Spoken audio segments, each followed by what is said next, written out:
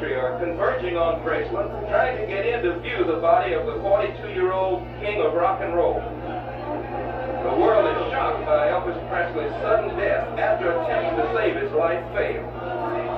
That, of course, from the movie This Is Elvis, now playing on Comcast.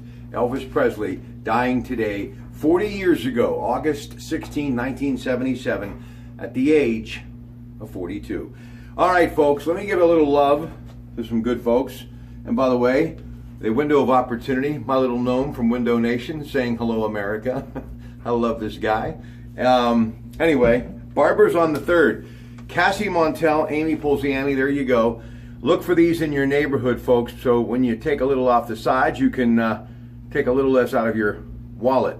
All right, there you go. And I do wish them the best of luck. And, of course, still hanging out, the great Jim Ween over there that he, of course, for many years made that barbershop famous, but got that triple threat going now, and Cassie and Amy and Jimmy are going to do a great job. Also, you know, listen, we're all busy. And especially, you know, if you're at your workplace and you're looking for something really good to eat, and they're all in and around the area, the place for smiles, Eaton Park, order online. I got this yesterday when I stopped off for a little soup. Don't forget they got a different soup every day, but always chicken noodle soup that I absolutely love. There you go. So enjoy Eaton Park. Just simply click on and get that order in, and you'll be smiling too.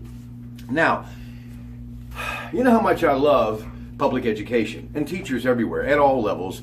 Oak Glen Golden Bears, the home, yes, of those Golden Bears that I covered for many years. Football, basketball, baseball, wrestling, I did it all. Well, now the team colors have a coach by the name of Ted Arnaud Jr. and Ted Sr., you know him, of course. They're in the midst of the sweltering heat, 2-a-days right now, and I was out earlier today. It is very warm out there, so hydrate, young men, hydrate. But we're going to be doing something on the show Saturday that I'm really so excited about, and I'm a big fan of this. It's the Education Partnership. Listen to this. 1 in 3 of our area kids don't have the basic tools they need to succeed, like pencils and paper. The Education Partnership will make sure that 42,000 kids in 6 county regions have the tools they need this year. All right, but 18,000 kids in our community still need help. This is what's happening.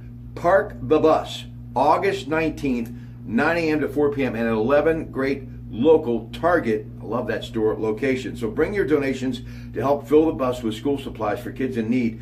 And they can accept also financial donations on site or at the educationpartnership.org/donate. Justin Brown on the Disc Institute of Pittsburgh Newsline right after the 6 o'clock news will join me. And I'm always excited to promote public education, some of the hardest working people in America. And you know, for a number of years, the man that kept me plugged in, longtime PSEA spokesperson Butch Santacola, I will never forget the lessons he has taught me about public education. So I will always, whenever I have an opportunity, to promote it. And of course, my children, Robbie and Eva, their mother is a great public school teacher, and I always salute her. And she, by the way, right now, in her sweltering classroom with no air conditioning, a lot of out-of-pocket money, getting ready for another school year. She's an amazing school teacher, so I salute her very much. And my son Robbie getting ready to go to Penn State Beaver. One of the many teachers, professors up there happens to be a good friend, Hillary Starcher O'Toole, and I'm very proud to know her. And I'll tell you, Penn State Beaver is an amazing place to further your education. So it's just about that time for the school bells to start ringing again. And I said this on the radio the other day, when a lot of kids just didn't like to go back to school shopping. Believe it or not, I used to really dig clothes, even when I was a small kid. So whenever I could get the pants with the crease and the shoes that shined, it was all good. And maybe those white tennis shoes that just look so good when you hit the gym floor for the first time in the school season. So it just makes me have good memories when I think back to school. So it's all good, ladies and gentlemen. All good in the Pratt Pack hood. And again, to all those teachers everywhere, hey, much success this school year. Some sad news trending. Heather Heyer, she is the woman who was killed in that horrific incident in Charlottesville. Memorial services are underway right now. And the great George W. Bush, who I was a big fan of, as I was his father, George H. They are both speaking out, trending right now against racism, as is the 4 Joint Chiefs of Staff. Chief of Naval Operations, Admiral John Richardson, unacceptable, must not be tolerated. No place for racial hatred. Commandant of the U.S. Marine Corps, General Robert Heller, The Army doesn't tolerate racism. This from General Mark Miley. And Dave Goldfein, he is the general. He's the man behind the Air Force, the Joint Chief. He says he stands by his fellow service chiefs. So everyone is speaking out against it.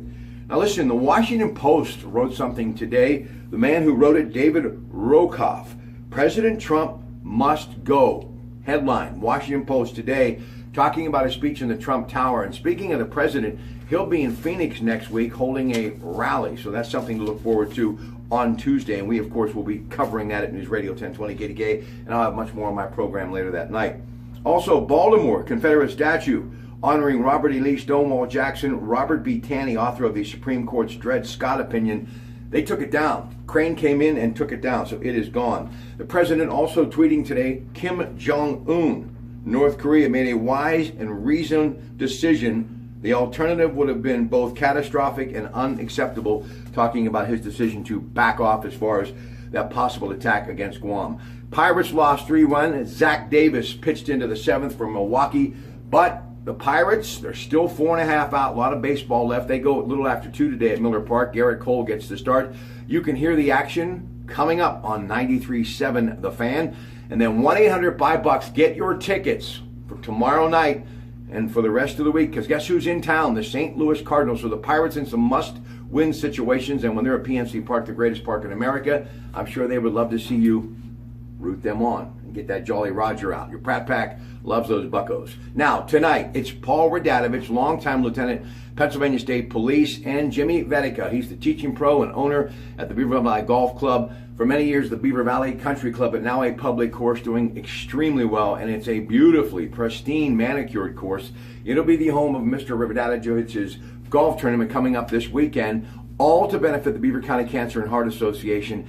He does this in memory of his loving parents, he and his brother Mike. It's a great thing. Paul's wife Cheryl, they're all there, his kids. It's a big event. I've been there many times, but because of scheduling situations this week, I got to get there early, so we're going to be there tonight talking all about it. And being that Mr. Radadovich happens to be from Beaver County, as does Jimmy and Dave Pasqua, who did such a great job last night, we're going to get them together, and we're going to come up with our list of top 10 greatest Beaver County athletes of all time. I've got a few that might surprise you folks, so I hope that you definitely tune in for that. That should be some good stuff. And being that Paul, former quarterback for the New Brighton Lions, played a little football at Pitt, I'm going to talk a little Pitt football with him as well, too. So enjoy the rest of your day, and remember, you're always welcome in the Pratt Pack Gym.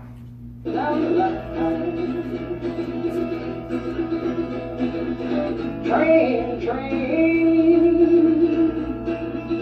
coming down the line.